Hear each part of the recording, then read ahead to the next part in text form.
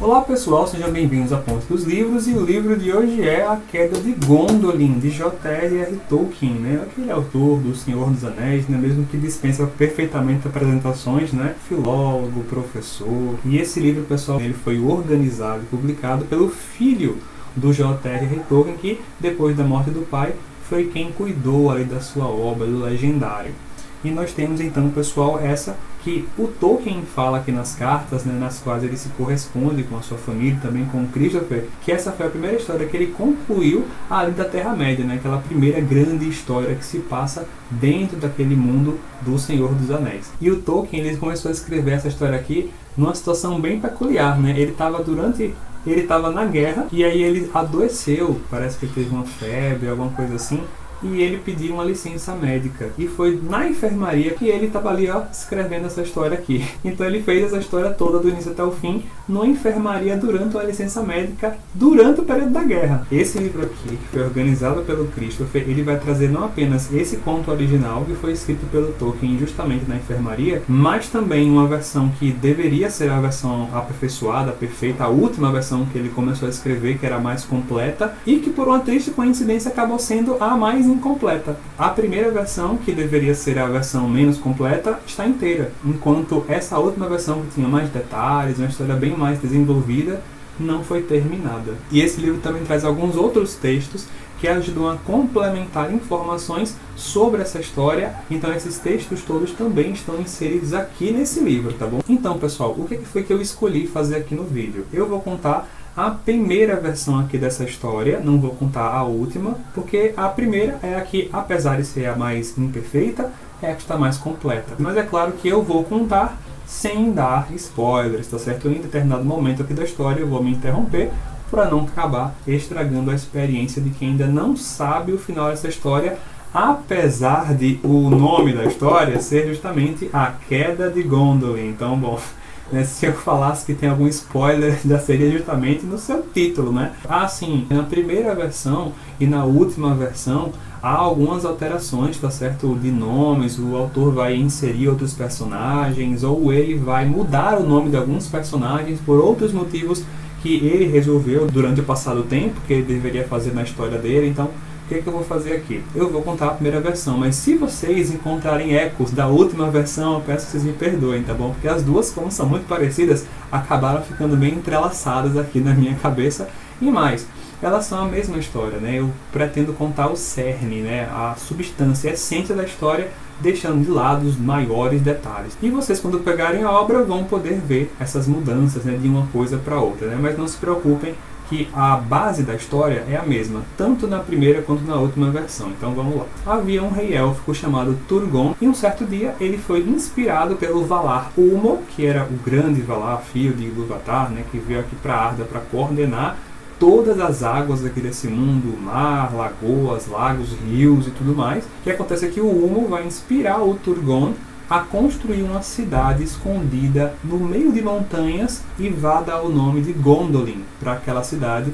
E aí o Turgon vai ter um sonho com o local e tudo mais, vai viajar até o local super escondido, vai realmente encontrá-lo e vai construir aquela cidade, ainda sendo inspirado pelo Ulmo.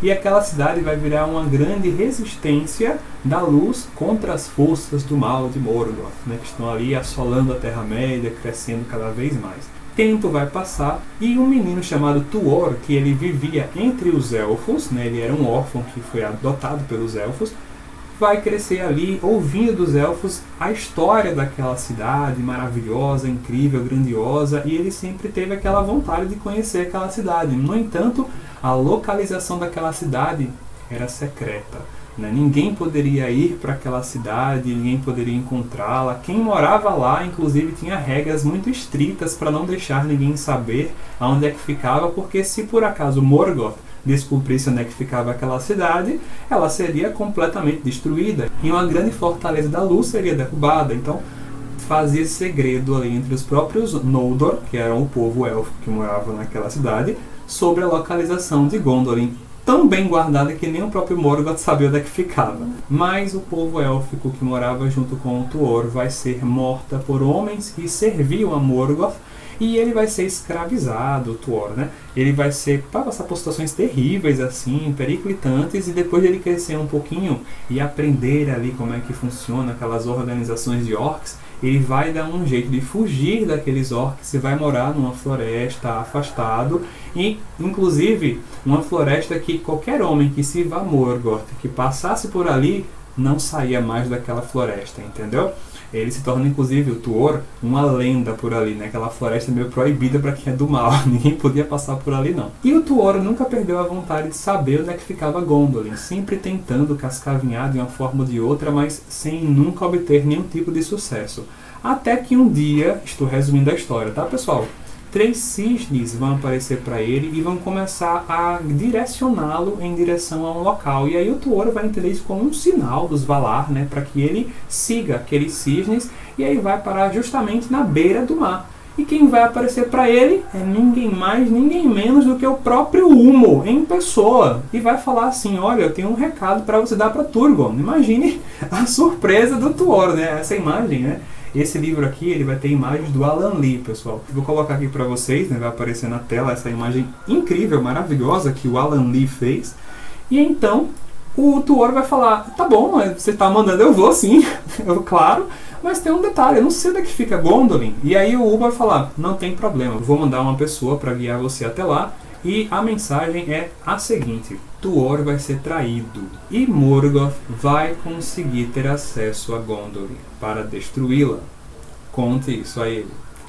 E aí, é uma coisa que não tem como evitar, né? É um vaticínio, é só para avisar para o rei, porque o máximo que ele poderia fazer é tirar aquele pessoal dali, né? Então, o Turgon vai aceitar aquela...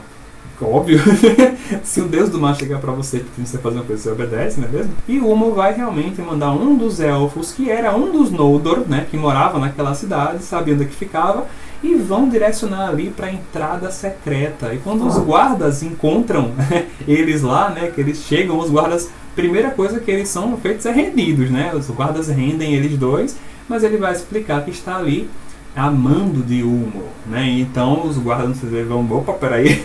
Primeiro que ele conseguiu encontrar a localização na cidade, depois ele foi dizendo que foi enviado por Ulmo. E ele também vai falar da linhagem dele, né? Que ele era de uma linhagem que era também amiga dos elfos. Então ele não era assim, inimigo, coisa nenhuma.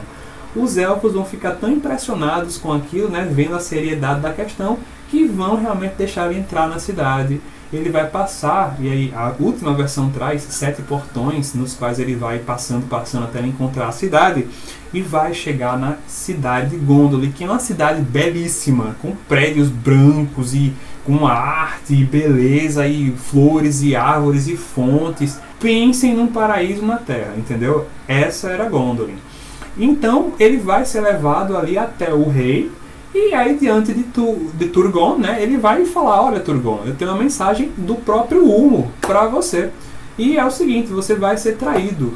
Morgoth vai entrar aqui e vai destruir a sua cidade. E o Turgon, ele vai receber aquela mensagem de bom grado, vai acreditar no Tuor, né, pelo feito dele, né, que é um homem mortal, conseguir entrar na cidade de Gondolin, realmente só os deuses mandando, né. Mas ele não vai querer sair daquela cidade, não. Ele fala que ele está muito apegado à cidade, ou melhor, ele vai deixar claro que ele está apegado à cidade, que ele não acredita que Morgoth vai entrar de jeito nenhum, e ainda vai dizer, porque a cidade é muito fortificada, né?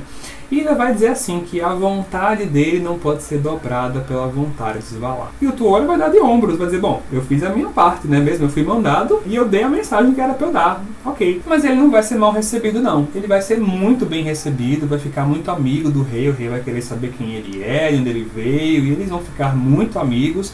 Ele vai ficar ali, inclusive, nas acomodações daquele palácio mesmo.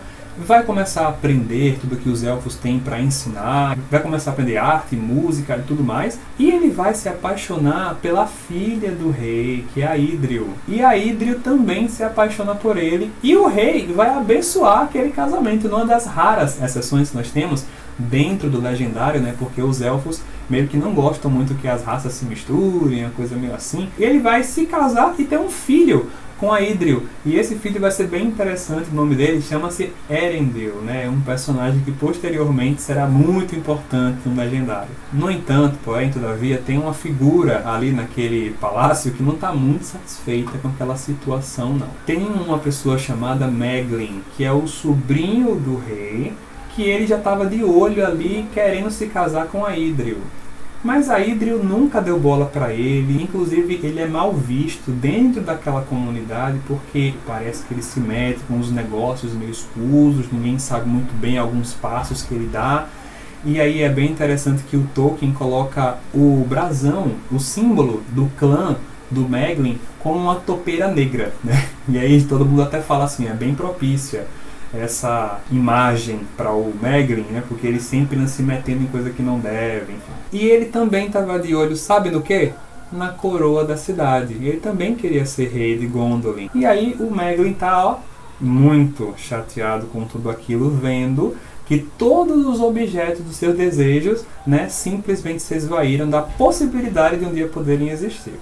A partir daqui em diante, pessoal, eu não posso contar mais nada porque é ambiente de spoiler, né? Zona de spoiler para vocês, né? Tem umas lições aqui sobre, claro, né? Vocês devem ter percebido, né? Sobre prepotência, sobre vaidade e mais. Tem outra lição que fica na história, que é a questão essa questão da vigilância, né? O rei ele foi invigilante. Se ele tivesse sido mais atento, ele poderia ter evitado, né? O título dessa história poderia ser diferente. E nesse livro aqui, pessoal, nós vamos ficar sabendo de uma história que é bem icônica dentro do Legendário, que é a luta do Glorfindel, ou do Glorfindel, peço perdão aí às pessoas que realmente sabem Tolkien, por favor, podem me corrigir, tá certo, sobre a pronúncia do nome do Glorfindel, contra o Balrog.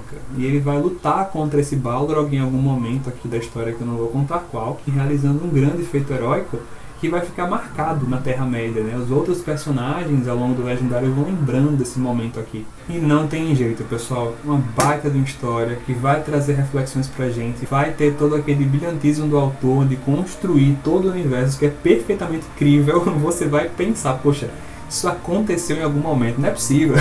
De tão bem construída que essa história é. Ou seja, pessoal, uma história maravilhosa que vale super a pena pegar pra ler.